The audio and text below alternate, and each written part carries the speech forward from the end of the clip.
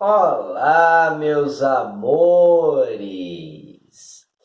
Hoje vamos falar sobre um compositor ainda inédito aqui no nosso programa. Vamos falar sobre um músico da mais alta nobreza da história do jazz, sobre um dos artistas de maior influência na história da música do século XX. Senhoras e senhores, eu estou falando de ninguém mais, ninguém menos do que Edward Kennedy Ellington, que nasceu no dia 29 de abril de 1899, na cidade de Washington, capital dos Estados Unidos, e desde muito cedo recebeu o apelido de The Duke, o Duque, simplesmente porque desde criança, o nosso Edward Kennedy sempre foi uma pessoa extremamente educada, gentil, de maneiras polidas, delicadas, um verdadeiro gentleman, um verdadeiro nobre, um duque. E este seu apelido, Duke Ellington, o acompanharia ao longo de toda a sua vida, de toda a sua carreira, na forma de seu nome artístico. Duke Ellington aprendeu a tocar piano ainda muito cedo. Começou a ter aulas aos 7 anos de idade, com sua própria família mesmo, com seu pai, que trabalhava profissionalmente como mordomo na casa de pessoas mais favorecidas, mas que também se interessava por música, também entendia um pouquinho de piano, de teoria musical e de alguns outros instrumentos, e pôde transmitir este conhecimento ao seu filho. Em 1916, portanto, aos 15 anos de idade, Duke Ellington compôs a sua primeira canção. É um jingle para uma fábrica de refrigerantes na qual ele trabalhava na época. E aos 17 anos de idade, Duke Ellington ingressou para uma banda de jazz. Começou a tocar profissionalmente, como músico de verdade, como pianista profissional. Era uma banda pequena, tudo bem, era uma banda modesta, mas foi o início de uma carreira extremamente exituosa pela parte de Duke Ellington. Em 1923, esta banda pequena, modesta da cidade de Washington, sobre a qual eu falei a vocês, decidiu tentar a sorte em Nova York. Pois é, Duke Ellington se mudou para Nova York com os colegas de sua banda, mas em pouco tempo a banda se dissolveu. Não aguentaram o ritmo de apresentações da cidade grande e acabaram se separando.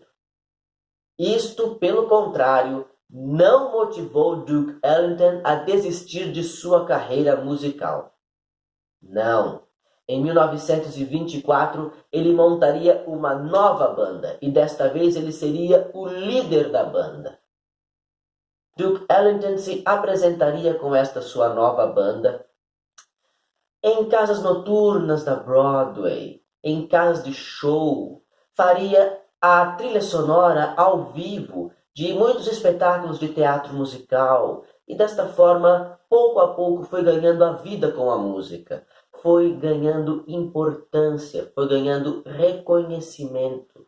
Porque veja bem, um dos clubes noturnos onde ele se apresentava ao longo da década de 1920, o Cotton Club, era frequentado por algumas das maiores autoridades, das maiores celebridades, das pessoas mais famosas do mundo da música, do mundo das artes, lá de Nova York, dos anos 20.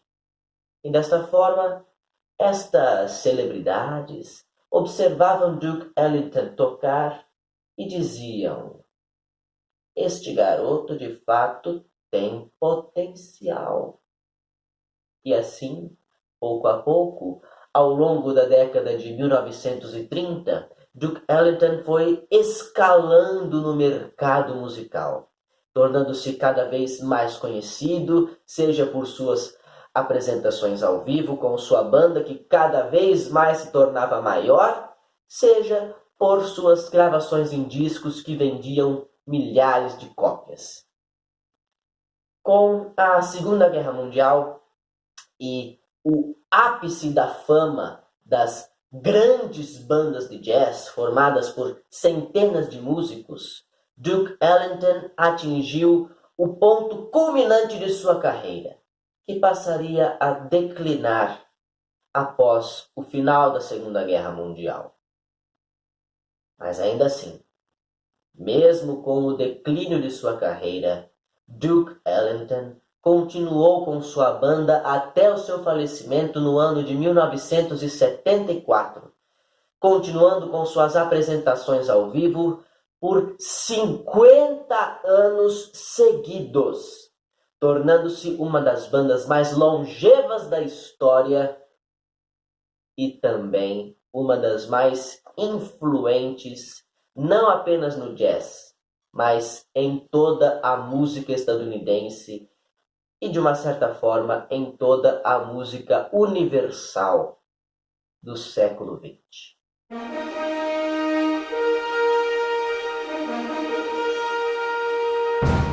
Nossa música de hoje é uma das composições mais famosas de Duke Ellington, intitulada It Don't Mean a Thing If It Ain't Got That Swing, ou em português, não quer dizer nada se não tiver aquele swing, aquele balanço, aquele ritmo contagiante. Como vocês podem perceber, o título da nossa canção de hoje refere-se ao próprio jazz, ao próprio gênero musical. Segundo o título, se uma canção de jazz não tiver aquele swing, aquele vigor original, que é a própria tradução da palavra jazz para o português, se uma canção de jazz não tiver tudo isso, ela não vale nada, não significa nada. Esse é o sentido do título da nossa música de hoje. E segundo o que eu pesquisei, esta frase, It don't mean a thing if it ain't got that swing, estava na moda na época da composição da nossa música de hoje. Sim, parece que muitos compositores, muitos músicos de jazz a repetiam como uma espécie de frase de efeito, como um lugar comum, entendem? Como uma espécie de consenso entre todos os jazzistas, uma ideia com a qual todos eles concordavam. It don't mean a thing if it ain't got that swing. Se a sua música não tiver aquele swing, não significa nada. Ela não vale nada. Vocês compreendem? E o Duke Ellington se apropriou desta frase tão corriqueira, não é? Tão banal ali nos anos 20, nos anos 30, e a transformou nesta obra-prima. Nesta obra-prima que, além de ser um jazz bem raiz, bem vigoroso mesmo, bem dançante, enérgico, frenético, além de tudo, é previdente, é profético. Eu vou explicar por quê. Não complica, explica. Eu disse para vocês que esta canção é um jazz mais raiz, porque, bom, eu não sei se vocês já perceberam, mas os últimos jazz que nós viemos estudando, já não tem mais aquela mesma pegada alucinante dos primeiros. Vocês repararam? Por exemplo, se eu pegar St. Louis Blues, I Ain't Got Nobody, Charleston, Sweet Georgia Brown e até mais recentemente Maureen's Black Bottom, estes sim, estes são jazz que fazem jus à sua origem, que fazem jus à tradução, ao significado da palavra jazz. Eles de fato têm uma energia vibrante, pulsante, uma coisa que salta aos olhos e aos ouvidos. Por outro lado, se eu pegar Someone to Watch Over Me, Stardust, When You're Smiling, Sweet Lorraine, Just a Gigolo, Body and Soul, That's My Desire, You're My Everything, todos estes são jazz mais calmos, concordam comigo? Mais amenos, mais tranquilos. Mas não deixam de ser enérgicos, de ser vigorosos só por causa disso. Trata-se apenas de um tipo diferente de energia. Eu já expliquei isso para vocês.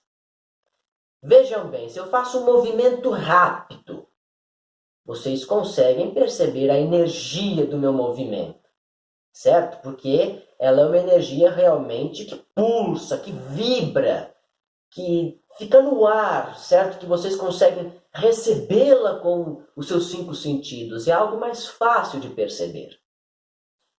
Em contrapartida, se eu faço um movimento lento, porém preciso, porém expandido, com uma carga enérgica interna elevada, este movimento também é vigoroso. Só que é um outro tipo de vigor. É um vigor que reside na suavidade.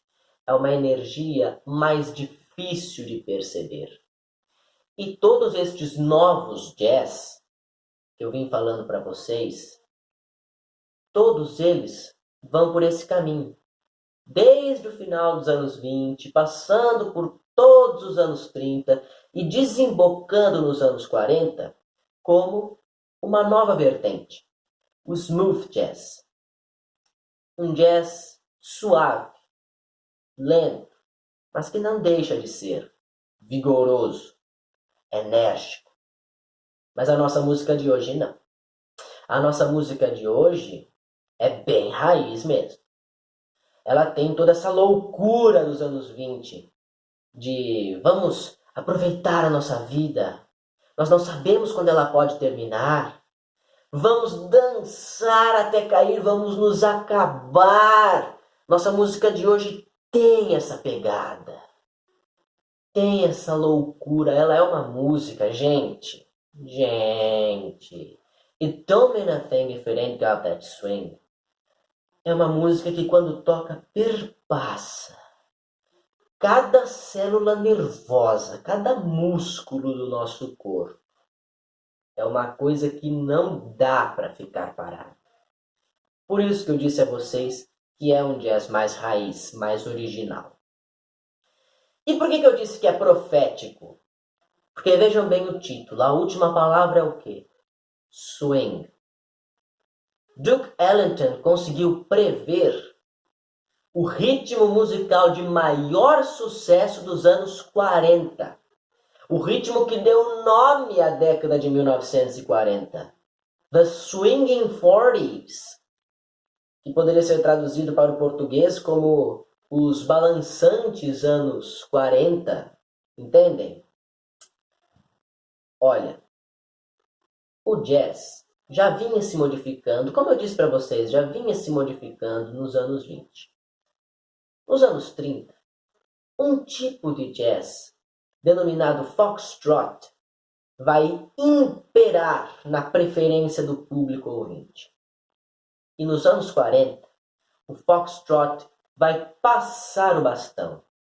vai coroar um novo imperador, o swing, que também é um tipo de jazz e que foi previsto pelo Duke Ellington na nossa música de hoje.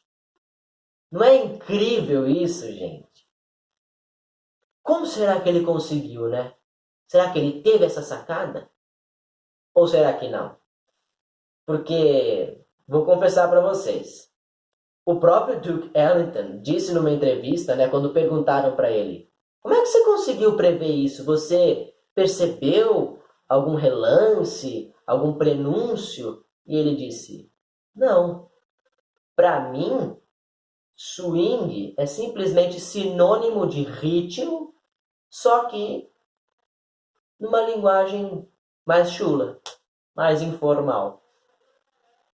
Tá bom ou quer mais? Tá bom ou quer mais? Duke Ellington compôs It Don't Mean a Thing If It Ain't Got That Swing em agosto de 1931.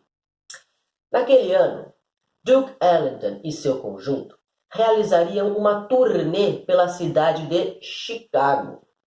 E foi lá, numa casa noturna chamada Chicago's Lincoln Tavern, que Duke Ellington teria a inspiração para compor a melodia da nossa música de hoje.